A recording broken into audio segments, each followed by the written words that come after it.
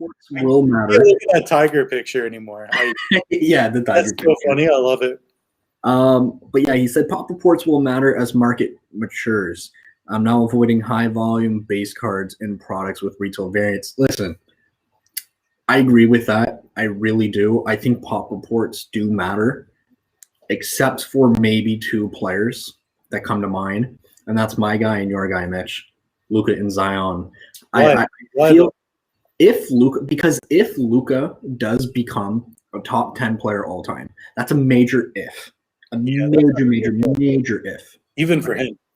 If he becomes a top 10 player all time, who's to say that card shouldn't rise in value, right? If that happens. Now, that print run is high, right? But I said this time and time and time again. America's got 400 million population.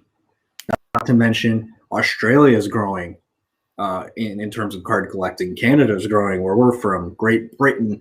There's so many millions of people who are going to want a Luka Doncic card.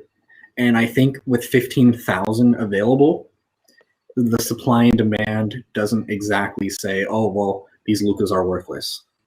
Okay, but the question is, someone like Jason Tatum, don't get me wrong, Jason Tatum's a phenomenal player. But what's going to happen is one day when Jason Tatum becomes a Paul Pierce, and nobody's really speaking about Paul Pierce to this day, right? Paul Pierce was a great player. He's a Hall of Famer. No one's really speaking of him. And when that happens, someone's going to be left with a $2,000 card. That's basically worth $150. That's what I believe will happen with those high Prism pop reports. But if Luka becomes a top 10 player, I don't think it'll matter. But 95% of players in that Prism class, I think, are currently overvalued. What do you think? Yeah, I mean, there's only so many that kind of pop out to me. There's I don't know. It's really weird because like a way to separate even legendary players is going to be the grade that you get. But like even for Luka, there's so many different brands for Luka. Yeah. Like if you're just talking about Luka Prism, but dude, he's probably got at least 15 to 200 other rookie cards. He's got like 85. Yeah. And then you have parallels of the parallels, like in the numbers, like I think it comes down to getting the right card of the right player and getting good condition cards if you're going to hold long, because the other ones probably won't make it, right? Like nobody talks about Wayne Gretzky's 5th year card, or like a Wayne Gretzky 5th year card is almost as equivalent to a Luka like hoops, because he's got that many rookies where, you know what I mean? He's got so many rookies. The way they're printed is completely different. So you could almost say a Gretzky 2nd year card is like a Luka Select or something, Yeah, certainly. Because he only has one rookie. It's not like today.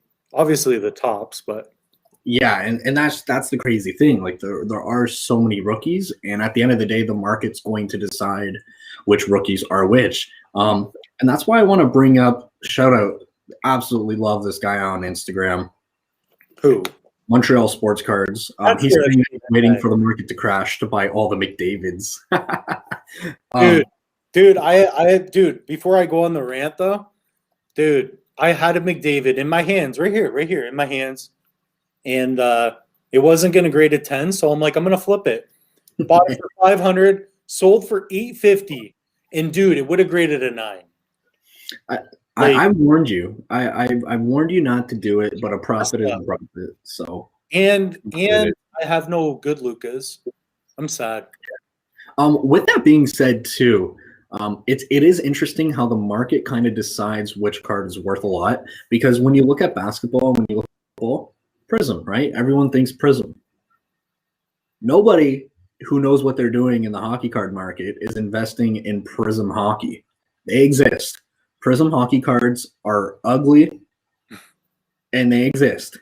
Yeah. But what I'm seeing is the prices of those cards are starting to go up because, so many new people are coming into this, and what they keep on hearing is, oh, Prism's the way to go. Prism's the way to go. And then they're also hearing, hey, you know what? Hockey's on the rise.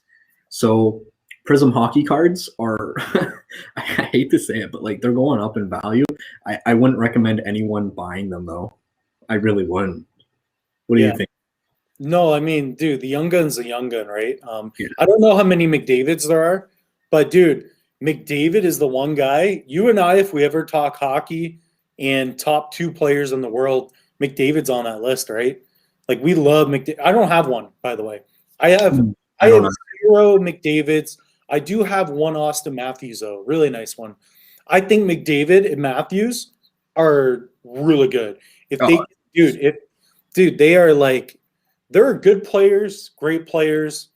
They're all stars, and then there's Matthews and McDavid. That's how I feel.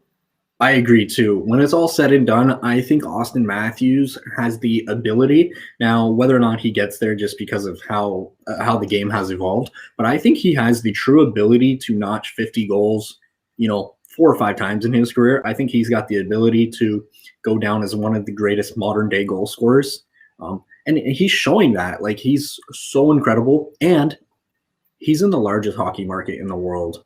Like by far the largest hockey market.